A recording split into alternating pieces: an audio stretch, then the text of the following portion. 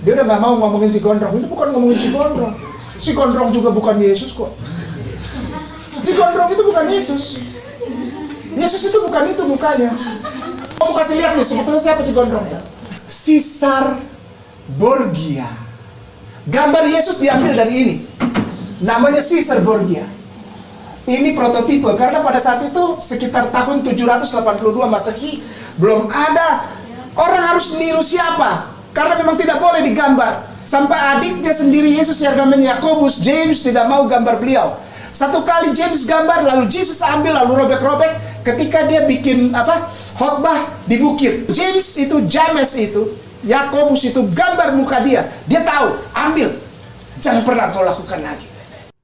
Ya, teman-teman, Ustadz Kainama membangun sebuah argumentasi yang saya selalu anggap, saya berikan aja seperti pilar argumentasi dari Kainama.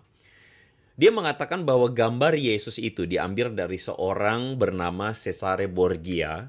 Dia ini adalah anak dari paus pemimpin Katolik pada waktu itu, ya, pada konteks waktu itu.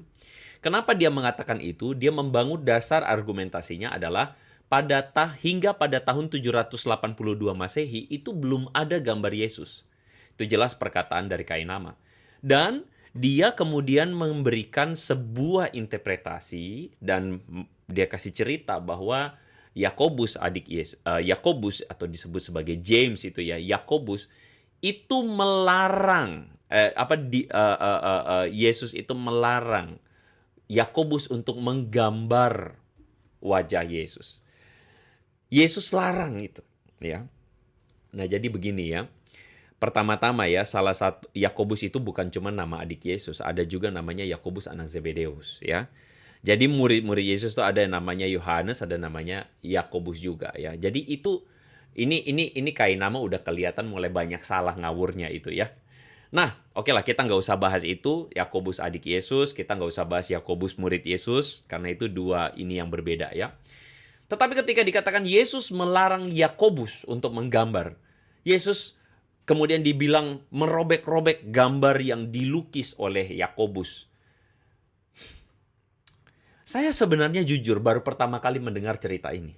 Saya cari kemana-mana literaturnya. Apakah pernah ada cerita di mana salah satu murid Yesus atau bahkan adik Yesus itu menggambar wajah Yesus?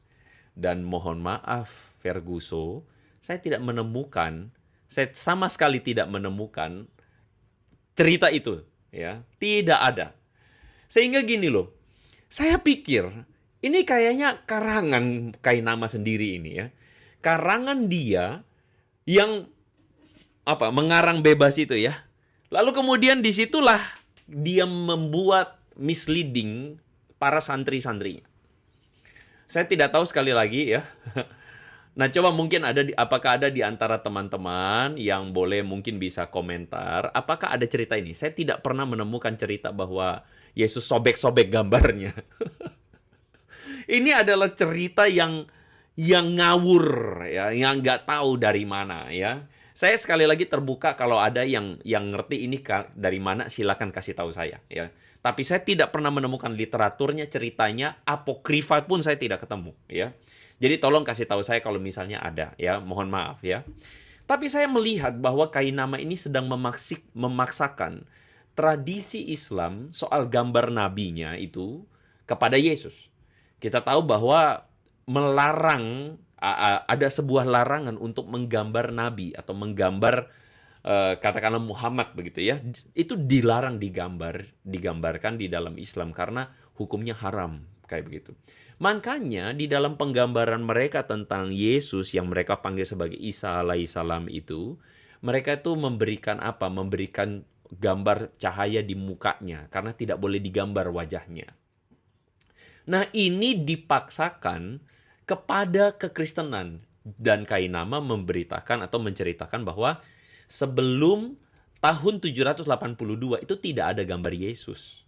Jadi sebelum abad ke-8, Yesus itu tidak punya gambar. Dan gambar yang muncul itu adalah gambar dari seorang bernama Cesare Borgia. Itu argumentasinya si Kainama. Tapi justru dari sini, Kainama sudah mulai ngawur dan berantakan data sejarahnya, ya. Kainama lupa bukan lupa, entahkah dia tidak tahu ataukah dia ngawur, entahkah dia asal nyablak, asal ngomong. Pada kenyataannya adalah sebelum abad ke-8, gambar tentang Yesus itu banyak sekali, Bambang. Misalnya ini adalah gambar Kristus Pantokrator, ya. Kristus penguasa, ya. Ini gambar ini ada di abad ke-6 dan bisa kita temukan hari ini di Saint Catherine Monastery atau biara Saint Catherine, ya. Ini gambar di abad ke-6, Kainama. Bukan sesudah abad ke-8. Kita juga akan menemukan misalnya di gereja di Santa Pudenziana, ya, ada sebuah gambar Kristus Pantokrator juga. Ini pada tahun kira-kira tahun 400, tahun 410 Masehi. Ini gambar bukan ada sesudah abad ke-8. Begitu loh, ya. Lalu kemudian ada juga misalnya ini mural, ya. Mural Yesus, kalau teman-teman bisa lihat ini Alfa dan Omega. Ini aslinya berasal dari akhir abad ke-4, di mana di katakombe, di kuburan bawah tanah di Kamodia. Gitu loh.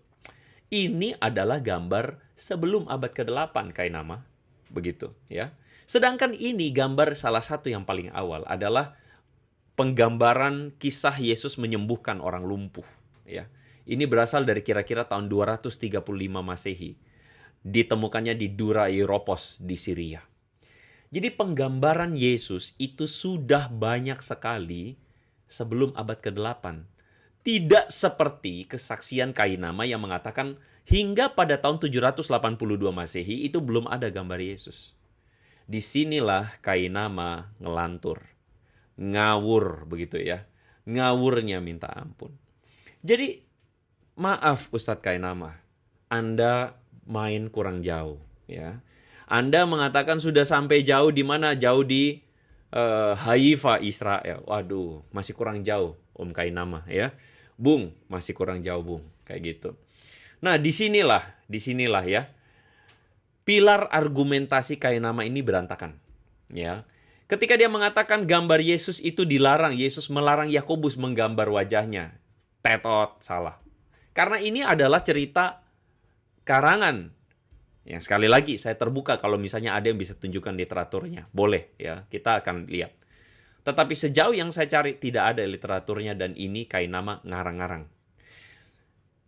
Sebelum tahun 782 itu tidak ada gambar Yesus. Sesudah tahun 782 baru ada gambar Yesus. Ini pun tetot. Pilar argumentasi dari Kainama ini berantakan. Berantakan, hancur berantakan. Ya.